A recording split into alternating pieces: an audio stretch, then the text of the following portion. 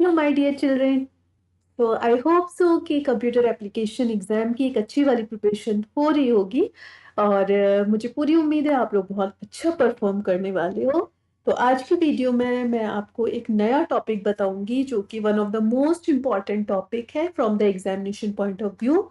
इसमें से क्वेश्चन आता ही आता है, तो ये आपको क्लियर होना जरूरी है।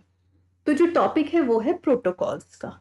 तो सबसे पहले आपको पता होना चाहिए कि प्रोटोकॉल्स होते क्या हैं। तो सबसे पहले हम प्रोटोकॉल्स को पढ़ेंगे कि क्या होते हैं। So protocols are the set of rules that govern how the data is transmitted between the computers. Means कि प्रोटोकॉल्स जो है वो कुछ रूल्स हैं जो ये बताते हैं किस तरीके से डेटा जो है वो कंप्यूटर्स के बीच में ट्रांसमिट होगा।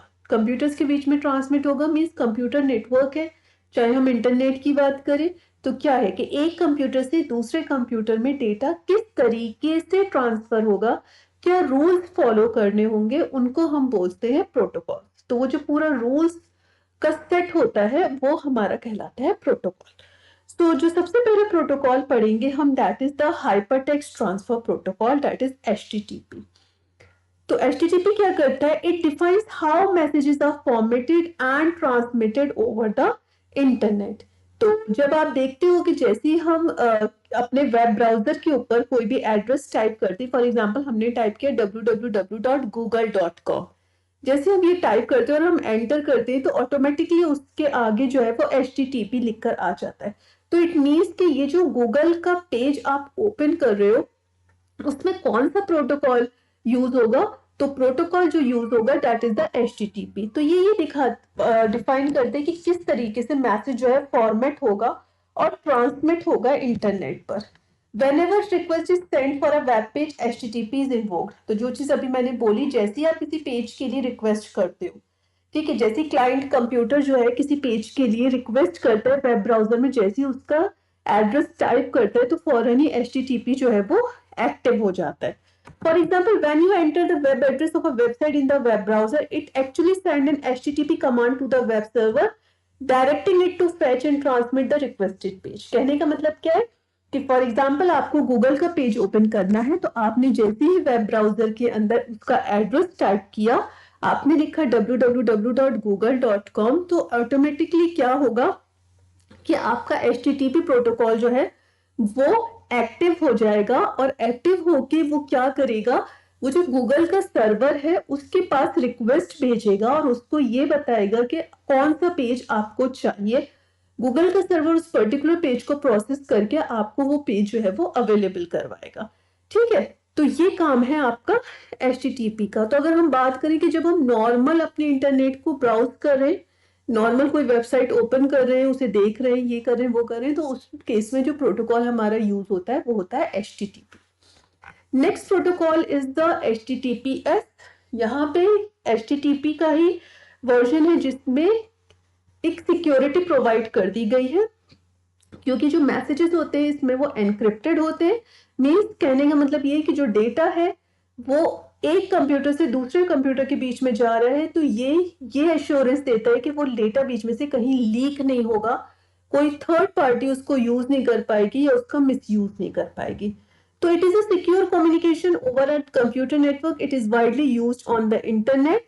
It provides a reasonable assurance that one is communicating with the website without interference by the attackers। ठीक है, तो हमें कोई वेबसाइट को ब्राउज करना और हम ये चाहते हैं कि हमारी जो है वो पर्सनल इंफॉर्मेशन भी लीक आउट ना हो, तो उस केस में जो प्रोटोकॉल यूज होगा वो होगा HTTPS का protocol. Next protocol is the transmission control protocol and internet protocol. Basically ये दो अलग अलग प्रोटोकॉल हैं, लेकिन इनको एक साथ ही कंबाइन करके ही एक साथ लिंक करके ही यूज कर लिया जाता है। तो जो ट्रांसमिशन कंट्रोल प्रोटोकॉल है, देखिए अगर आपने मेरी क्लाइंट सर्वर मॉडल वाली वीडियो नहीं देखी है कि क्लाइंट सर्वर मॉडल किस तरीके से काम करता है, तो वो जो है वो हमारा TCP/IP पर वर्क करता है। तो आपने अगर वो वीडियो नहीं देखी है तो मैं या तो उसका लिंक आई बटन में दे दूंगी या मैं उसको डिस्क्रिप्शन बॉक्स में उसका लिंक दे दूंगी। आप वहां पे उस वीडियो को देख लेंगे तो आपको बहुत अच्छे से क्लियर हो जाएगा। यहाँ पे भी मैं आपको एक्सप्लेन कर रही हूँ, लेकिन अगर आपको और डिटेल में देखना है तो आप उस वीडियो को देख सकते हैं। बेसिकली होता क्या है कि जब एक कंप्यूटर जो है वो दूसरे कंप्यूटर को डेटा भेजता है, तो वो जो डेटा है वो डिफरेंट पैकेट्स की फॉर्म में डिवाइड कर दिया जाता है। ऐसा क्यों किया जाता है? ऐसा इसलिए किया जाता है क्योंकि आप एक साथ अगर एक डेटा को एक कंप्यूटर से दूसरे में भेजोगे तो चांसेस है कि बीच में से अगर डेटा खराब होता है या लॉस होता है तो पूरा ही डेटा चला जाएगा, या क्या है कि ट्रैफिक बहुत ज्यादा बढ़ जाएगा क्योंकि आप इतना बड़ा बड़ा डेटा एक ही लाइन से भेजोगे तो ट्रैफिक बढ़ गया, है ना। तो इसलिए इन सारी प्रॉब्लम्स को सॉर्ट आउट करने के लिए क्या किया जाता है कि जो डेटा होता है, लार्ज अमाउंट ऑफ डेटा को छोटे छोटे पैकेट्स में डिवाइड कर लिया जाता है और हर पैकेट पर जो है वो नंबरिंग कर दी जाती है, ठीक है। उन पे नंबरिंग होती है और हर पैकेट पर एक आईपी एड्रेस होता है जो ये बताता है कि ये पर्टिकुलर पैकेट जो है वो किस कंप्यूटर पर जाना है।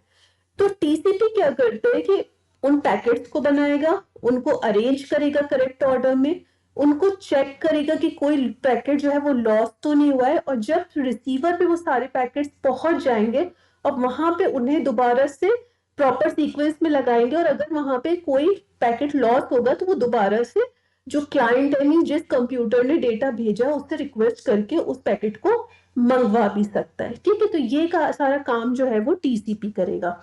अब आईपी क्या करेगा?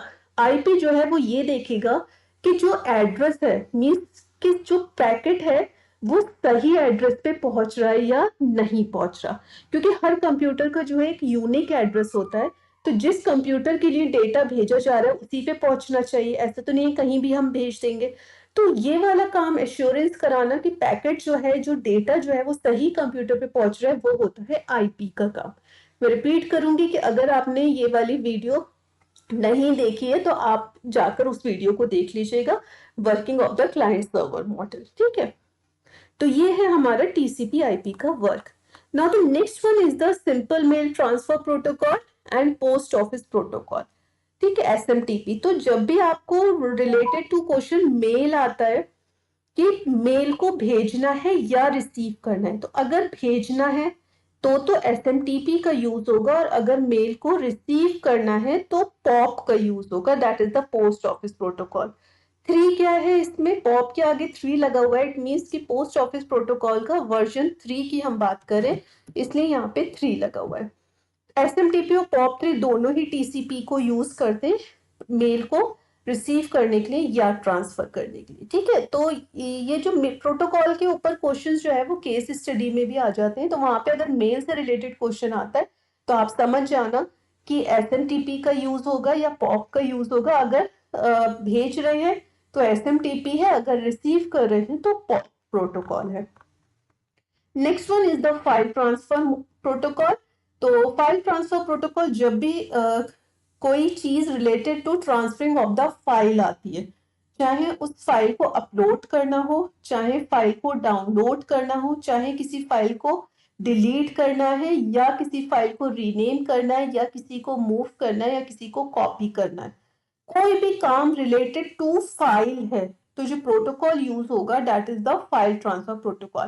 तो आप क्वेश्चन को ना देखते ही समझ जाना कि जहां पे भी वो रिलेटेड टू फाइल बात कर रहे हो, किसी भी फाइल को अपलोड करने की, डाउनलोड करने की, डिलीट करने की, रीनेम करने की, कॉपी करने की, मूव करने की, तो आप फट से जो आपका आंसर हो जाएगा वो एफटीपी हो जाएगा।